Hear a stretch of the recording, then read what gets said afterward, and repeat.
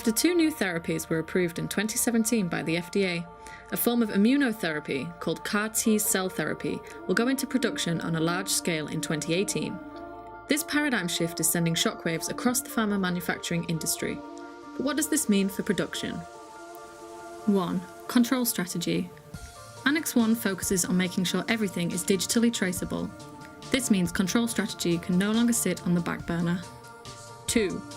Robotics and automation. This also means that we need to move away from manual handling and into fully automated processes.